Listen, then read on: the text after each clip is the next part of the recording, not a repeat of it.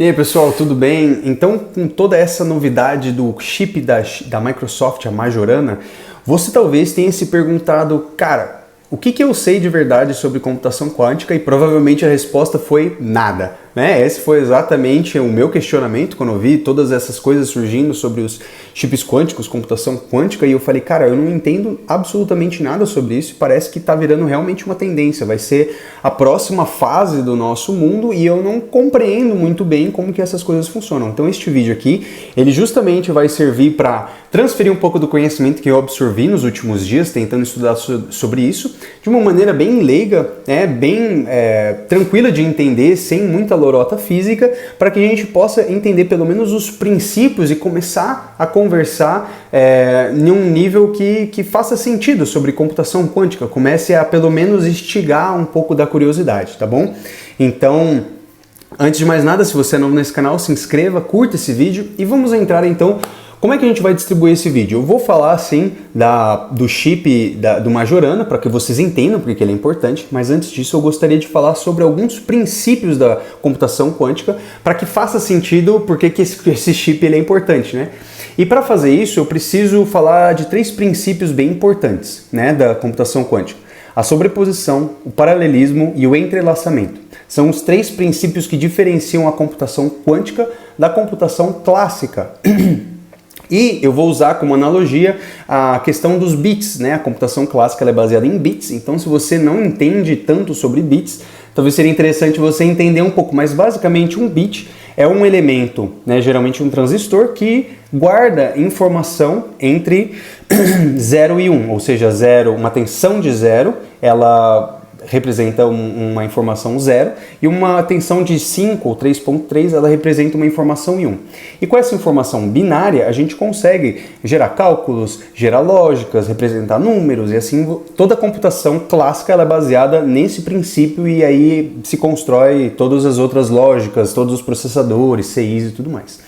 Já na computação quântica, a gente tem a unidade que é o qubit, e o qubit ele é nada mais do que um elétron, um fóton, um átomo, né? Que ele está em estado de excitação e ele representa informação, mas ele não representa só informação de 0 ou 1, ele representa uma miríade de informações, ele representa 0 ou 1 ou qualquer coisa entre 0 e 1.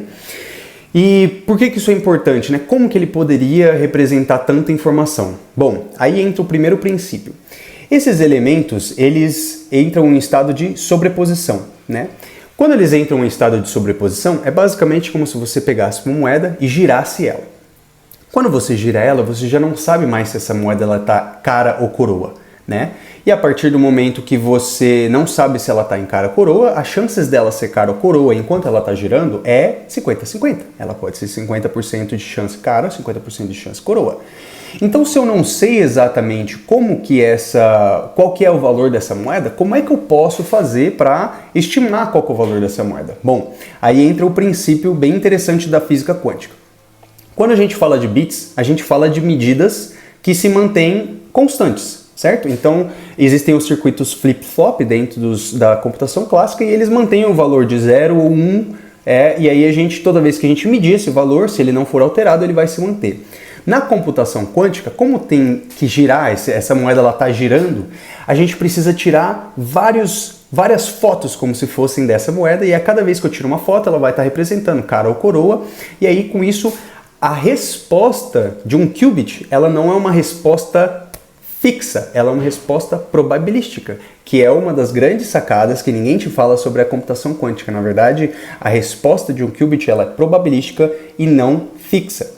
Então, essa é a primeira parte. A sobreposição, então, é um desses elementos que ele é estimulado por uma porta quântica, geralmente a porta de Hadard, né? E ela entra nesse estado ali de excitação e ela começa a dar essas informações. O segundo princípio é que existe o paralelismo. Quando você junta múltiplos bits, você consegue gerar informações. Só que para você variar essas informações e testar várias, você tem que mudar bit por bit e fazer os testes. Então é um processo sequencial. Na computação quântica, na verdade, esse processo ele é em paralelo. Como é que funciona? Imagina que você pega então 3 ou 4 dessas moedas que estão girando ao mesmo tempo. Cada uma delas está girando numa velocidade diferente, cada uma delas começou num lado diferente da face. E se você tira fotos ao mesmo instante de todas elas, você vai ter, nesse momento, todas as combinações ao mesmo tempo. Então, paralelamente, você teve todas as combinações que acontecem naquele conjunto ali de qubits. E quando você começa a tirar essas fotos ao mesmo tempo, você tem um conjunto de dados de uma maneira muito mais rápida do que você teria na computação quântica e, basicamente, para você encontrar uma resposta, você simplesmente usa uma coisa chamada inferência quântica, que basicamente é um algoritmo, por exemplo, o algoritmo de Grover, que você vai pegando todas essas respostas e através de um algoritmo oráculo que vai te dizer se aquela resposta está certa ou não, você vai incrementando o peso de uma resposta em cima da outra e assim você consegue chegar na resposta certa. Então, enquanto na computação clássica você precisa fazer combinação por combinação, uma de cada vez e testá-las, na computação quântica você tem todas as suas respostas em um conjunto ao mesmo tempo. E simplesmente o que você precisa fazer é aplicar um algoritmo que vai te dar qual que é a probabilidade de que a resposta X seja mais correta. Então você tem essa resposta, a resposta quântica paralela, ela é em paralelo também. Ela vem como um conjunto dizendo assim, ó, provavelmente a resposta mais correta é essa. Esse é o segundo princípio que você precisa entender. E o terceiro é um princípio que acho que nem tem em paralelo aqui com a computação clássica, que é de um entrelaçamento. Às vezes as partículas, dependendo se elas colidem ou se elas são geradas de uma maneira conjunta, elas têm um entrelace mesmo, uma ligação quântica que permite que quando uma delas altera o seu estado, a outra com certeza 100% das vezes vai alterar o seu estado também. E essa propriedade do entrelaçamento permite que, sabendo a informação de uma das partículas, eu saiba da outra sem precisar medir essa outra. Isso corta pela metade a minha necessidade de medir as coisas. E, portanto, eu consigo uma produtividade, né, uma otimização das minhas medidas e para processos simétricos eu diminuo muito o tempo do meu processo. Então, não só eu estou conseguindo representar todas as probabilidades de uma vez só, eu também consigo colocar esses entrelaçamentos de uma maneira estratégica para que o meu processo ele diminua de tempo. E dado toda essa informação, agora vamos entender por que o chip da Microsoft ele é tão importante para toda essa corrida. Geralmente, como eu te falei, todos esses qubits eles são partículas, né? Então, elétrons, átomos, fótons, e essas partículas elas são infelizmente muito sensíveis, né? Então, às vezes dentro do sistema ali pode existir colisões, elas perdem os estados. Então, o que acontece? Geralmente, um processador quântico ele precisa de vários qubits, né? E todos esses qubits, na verdade, muitos deles são apenas redundâncias para garantir que o qubit que está sendo medido ele realmente dê a resposta que ele é para dar e ele não tenha tanto erro, né? Então são redundâncias para dar uma resposta só. O que a Microsoft fez é que ela criou um novo material que é baseado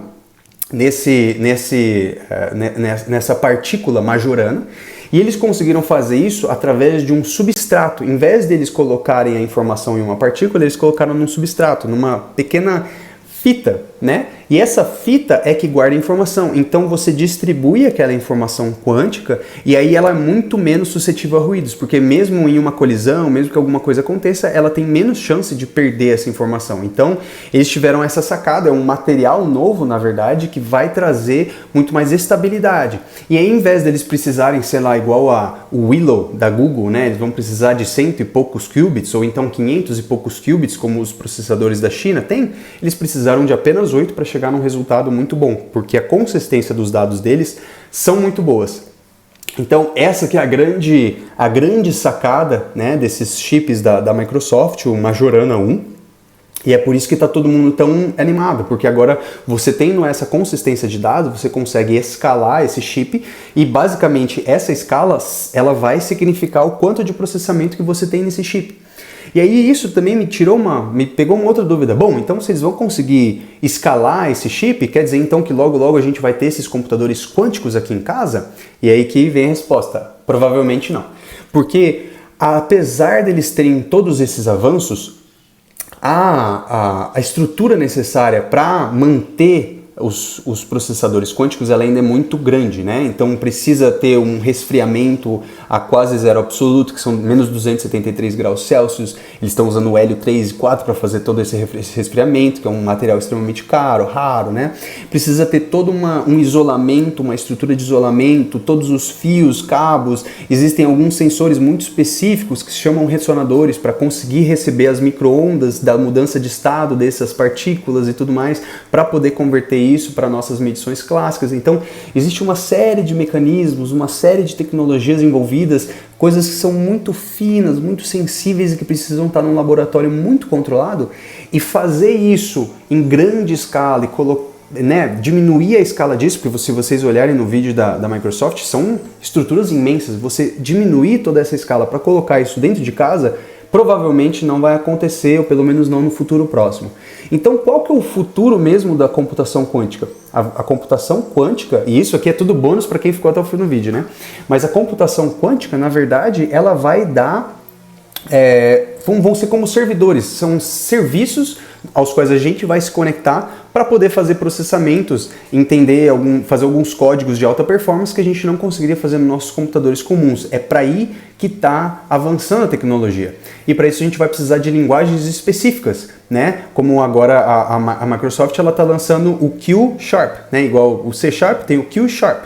E aí tem algumas outras linguagens da IBM, da Google, que todas elas disponibilizam essa interface entre os nossos computadores e os computadores quânticos, para que a gente possa fazer essa conversa e trazer esses dados para nós de uma maneira legível, nossa, né, de uma maneira mais, digamos assim, lógica, da lógica clássica, usando os computadores que estão lá nesses lugares.